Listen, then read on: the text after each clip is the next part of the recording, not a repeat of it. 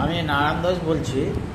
আপনারা দেখছেন যে আমাদের আজকে ওয়ার্কশপ হলো ভারত নেপাল যে মৈত্রী বন্ধনের সূত্র ধরে আমাদের আজকে যে নেপালের প্রাকৃতিক দৃশ্য নিয়ে যে ছবি আঁকার বিষয় ছিল তা আমাদের প্রত্যেকটা শিল্পী খুব সুন্দরভাবে এঁকেছেন।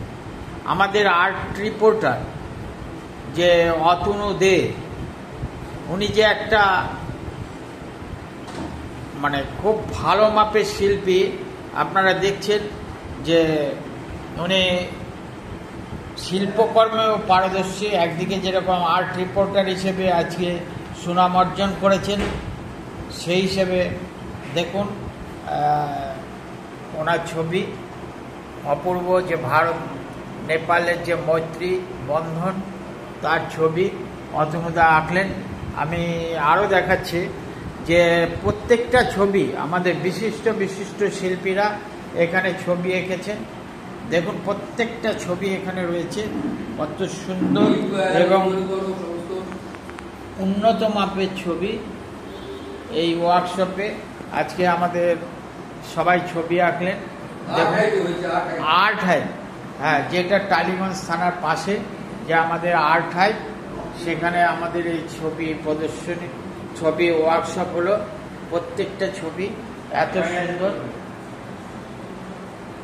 এখানে আমাদের যে ভরতদা এই ওয়ার্কশপের দায়িত্ব নিয়েছিলেন, আজকে নেপালের যে কনসুলেট উনি আজকে উপস্থিত হয়েছিলেন। দেখুন প্রত্যেকটা ছবি খুব ভালো। এটা আমার ছবি, দেখেছেন।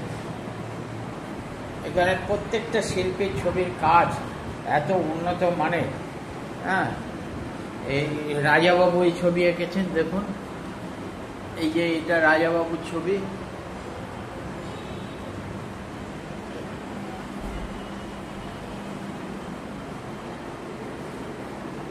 এই ছবি নিয়ে একটা প্রদর্শনী হবে ভারত নেপালের যে মৈত্রী বন্ধন। নেপালেরও অনেক ছবি থাকবে, যারা নেপাল থেকে ছবি এঁকেছেন সেই ছবি এখানে আসবে এবং এখানে এসে প্রদর্শনীতে থাকবে। আপনারা অতি অবশ্যই আসবেন।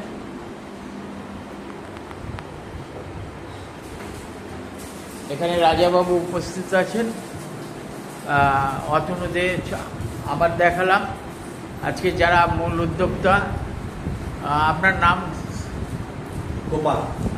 গোপালবাবু এখানে উপস্থিত ছিলেন এবং প্রতিটা যে শিল্পীর ক্ষেত্রে উনি প্রদর্শনীতে সহযোগিতা করেছিলেন।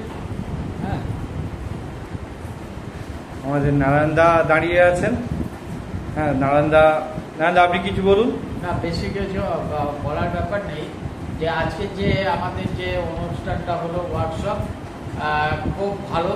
এবং এই ধরনের অনুষ্ঠান আগামী দিনে যখনই যেখানে হবে, এই যে প্রতিষ্ঠান যারা উদ্যোক্তা তাদের ডাকে আমরা সবসময় উপস্থিত থাকবো, এইটুকু বললাম।